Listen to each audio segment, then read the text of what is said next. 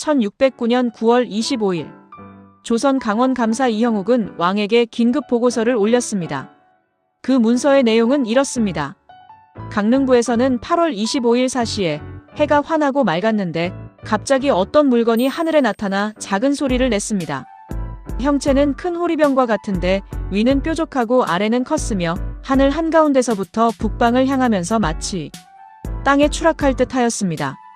그 색은 매우 붉었고 지나간 곳에는 연이어 흰 기운이 생겼다가 한참 만에 사라졌습니다.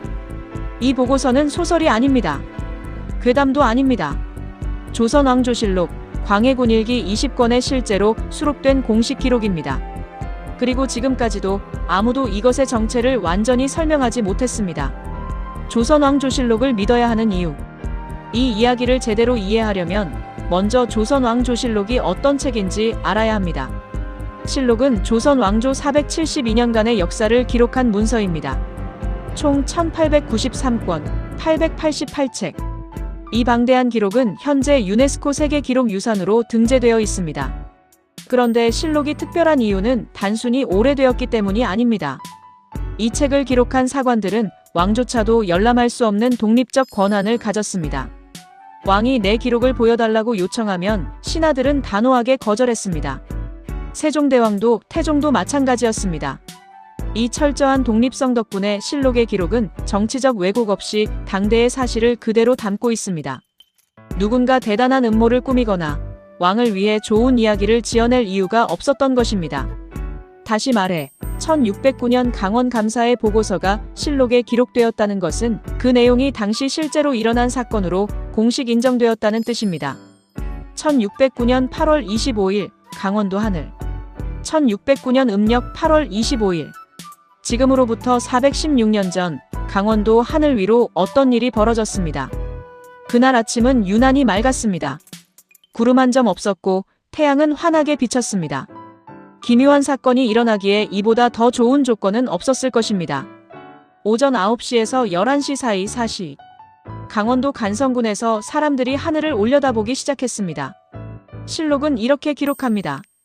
간성군에서 오전 9시 즈음 맑은 하늘에서 우레소리가 나면서 북쪽에서 남쪽으로 향하는 무언가를 사람들이 일제히 올려다보았다. 푸른 하늘에서 연기처럼 생긴 것이 두 곳에서 조금씩 나왔다. 그 물체는 그것으로 끝나지 않았습니다. 같은 날 강릉부에서도 목격 보고가 들어왔습니다. 형체는 큰 호리병 같은데 위는 뾰족하고 아래는 컸으며 하늘 한가운데서부터 북방을 향해 움직이다가 마치 땅에 추락할 듯 아래로 내려왔다. 그 색이 매우 붉었고 지나간 곳에는 흰 기운이 생겼다가 한참 만에 사라졌다. 원주목 현재의 원주 지역에서는 이렇게 기록했습니다. 형체는 큰 세숫대야와 같았고 소리는 우레와 같았다. 그리고 양양부에서는 물체가 연기처럼 사라지는 장면이 목격되었습니다.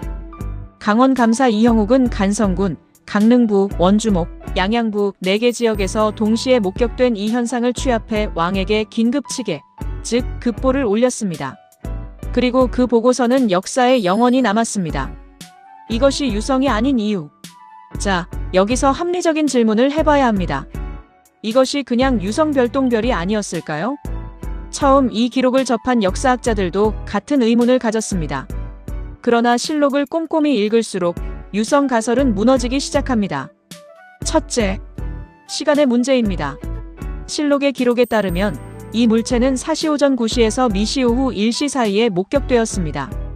즉, 최소 2시간 이상 하늘에 존재했습니다. 유성은 초 단위로 지나갑니다. 2시간 동안 하늘을 떠도는 유성은 물리적으로 불가능합니다. 둘째, 목격 범위의 문제입니다. 만약 혜성이었다면 전국에서 나아가 중국이나 일본에서도 목격 기록이 남아야 합니다. 혜성은 수백만 킬로미터 떨어진 우주에서 빛을 발하기 때문에 지구 반대편에서도 보입니다. 그러나 이 물체의 기록은 오직 강원도 일대에서만 나왔습니다. 셋째, 움직임의 문제입니다. 실록은 이 물체가 북방을 향해 움직이다가 마치 땅에 추락할 듯 아래로 내려왔다고 기록합니다. 방향을 바꾸는 유성이나 혜성은 존재하지 않습니다. 나무위키에도 이 분석이 정리되어 있습니다. 2시간 이상 목격되었다는 건 유성으로 설명이 불가능하다. 혜성이라면 전 세계적으로 관찰되어야 하는데 그런 기록은 없다. 그렇다면 이것은 무엇이었을까요? 현재로서는 아무도 확정적인 답을 내리지 못하고 있습니다. 실록에는 이것 하나가 아니었다. 여기서 이 이야기의 진짜 소름 돋는 부분이 시작됩니다. 1609년의 기록은 특별한 사례가 아니었습니다. 조선 왕조실록에는 하늘에서 벌어진 기묘한 현상들이 수십 건 이상 기록되어 있습니다. 1604년 조선의 관상감은 밤하늘에 갑자기 나타난 낯선 별을 기록했습니다. 이 별은 수개월간 맨눈으로 보일 만큼 밝았고 이후 서서히 사라졌습니다. 400년 뒤 서양 천문학자들은 이 별이 SN 1604, 즉 케플러 초신성이라는 것을 밝혀냈습니다. 조선의 천문관들은 유럽의 요하네스 케플러와 거의 동시에 이 초신성을 기록한 것입니다. 실록 속에는 또 있습니다. 낮에 별이 보였다는 기록, 하늘에서 소리가 났다는 기록, 빛이 움직이다 사라졌다는 기록들이 시대를 초월해 반복됩니다. 국가유산청의 공식 자료에는 이렇게 기록되어 있습니다. 조선 왕조실록에도 미확인 비행물체로 추정할 수 있는 기록이 심심찮게 등장한다. 심심찮게. 이 표현이 전부입니다. 국가 공식 기관이 공식 자료에서 인정한 말입니다. 그리고 또 하나. 2013년 방영된 드라마 별에서 온 그대는 이 1609년 실록 기록을 직접적인 모티브로 사용했습니다.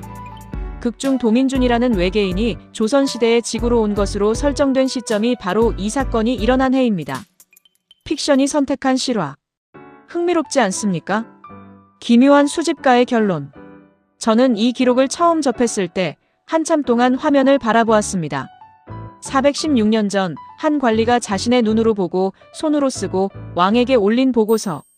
그가 본 것이 무엇이었든 그는 그것을 사실로 기록했습니다. 거짓을 기록할 이유도 없었고 상상을 보고할 이유도 없었습니다. 현대의 UFO 정의는 단순합니다. Unidentified Flying Object. 미확인 비행물체. 실록 원문에는 이렇게 쓰여 있습니다. 호련히 어떤 물체가 하늘에 나타났다.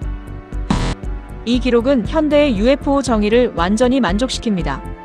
그것이 자연현상인지 기상현상인지 아니면 우리가 아직 이름 붙이지 못한 무언가인지 저는 모릅니다. 여러분도 모릅니다. 그리고 솔직히 말하면 세계 어느 전문가도 지금 이 순간 확정적인 답을 갖고 있지 않습니다. 하지만 한 가지는 분명합니다. 조선의 하늘에 무언가가 있었습니다. 그리고 그것은 600년이 지난 지금도 여전히 기묘한 수집가의 서재 한 칸을 차지하고 있습니다. 끝까지 영상 시청해주셔서 감사합니다.